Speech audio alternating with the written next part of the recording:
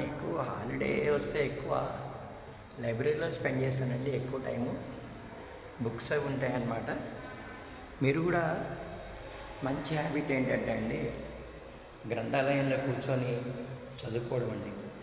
ఒక్కసారి మీరు ఆలోచించండి, సిటీలో పెద్ద పెద్ద లైబ్రరీస్ ఉన్నాయి. State central library, city central library కదండి. అలాగే మీ వీధుల్లో ఉండే లైబ్రరీస్ కూడా ఉన్నాయి. మీరు వెళ్ళారా ఎప్పుడైనా? ఒక్కసారైనా విజిట్ చేయండి. ఎందుకంటే పుస్తకం అనేది విజ్ఞానపు గని. నిజంగానే ఒక మహానుభావుడు చెప్పినట్టు, చినిగిన చొక్కాయను తొడుక్కోవచ్చు కానీ మంచి పుస్తకం అయితే మనం కొనుక్కోవాలండి. పుస్తకాలే మానవుని యొక్క నేస్తాలు కదండి.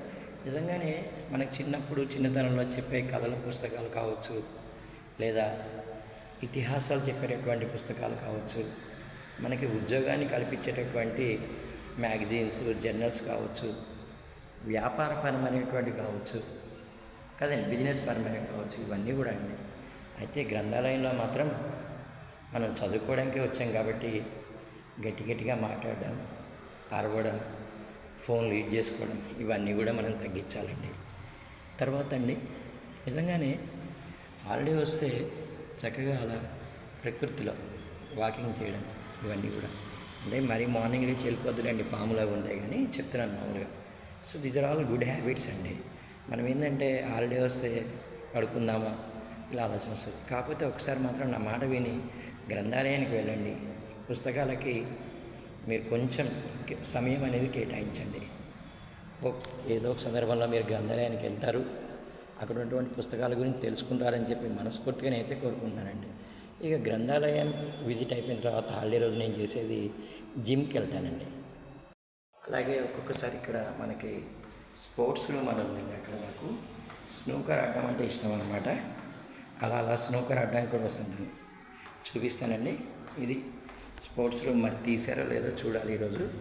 అంటే నేను రెగ్యులర్ రావట్లేదు కానీ ఈ మధ్య నాకు ఐడియా ఉండట్లేదు. ఇట్స్ లాక్డ్ అండి. చూసారండి స్నూకర్ టేబుల్, చాలా ఇష్టమండి నాకు ఆడడం. అయితే అది స్నూకర్ చూసారండి. నేను వెళ్ళేది జిమ్ అనమాట. ఇదండి జిమ్కి లోపలికి వెళ్తున్నాను. ఇంకా ఆల్రెడీ నేను జిమ్లో చేసే ఎక్సర్సైజ్ గురించి చాలా వీడియోస్ పెట్టానండి. మళ్ళీ పెట్టి మిమ్మల్ని విసిగించాలనుకోవట్లేదు. Thank you.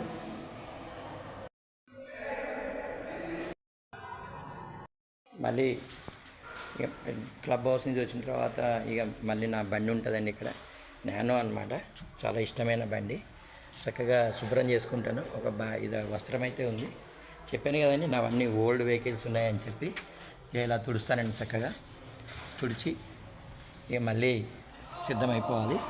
ఎందుకంటే దసరా కదండి, చిన్న బతుకమ్మ అనేది ఉందన్నమాట. ఈరోజు కొంచెం వీడియోస్ అవి కవర్ చేయాలి మళ్ళీ. అంటే విసిగిస్తానని కాదండి, మామూలుగా చెప్తున్నాను అనమాట.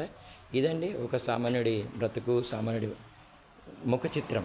నిజంగా చెప్పాలంటే ఇప్పుడు నానో కారు ఉందండి. ఇది ఏమంత కాస్ట్లీ కాదండి. ఇది కంపెనీ వాళ్ళే ₹1,00,000 అమ్మారనమాట. దాని తర్వాత నాకు మా ఫ్రెండు ఆయన కొత్త కారు కొంటూ నాకు ఇది 50,000-60,000కి సేల్ చేశాడండి. ఇదండి నా ఫ్లాట్ అనమాట. తప్పనిసరిగా భారతదేశ జెండా అయితే కంపల్సరీ ఉంటుంది. చూడండి, క్లబ్ హౌస్ విజిట్ అయిన తర్వాత ఫ్లాట్లోకి వచ్చానండి. మనకి ఇలా వినాయకుడిని నిమజ్జనం చేయలేదండి. చాలామంది చెప్తున్నారు చిన్న వినాయకుడు బాగుందన్నా ఉంచన్నా అంటే ఉంచానండి నేను.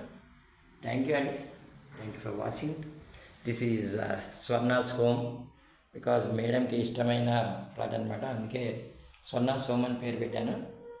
Signing off from Swarna's home.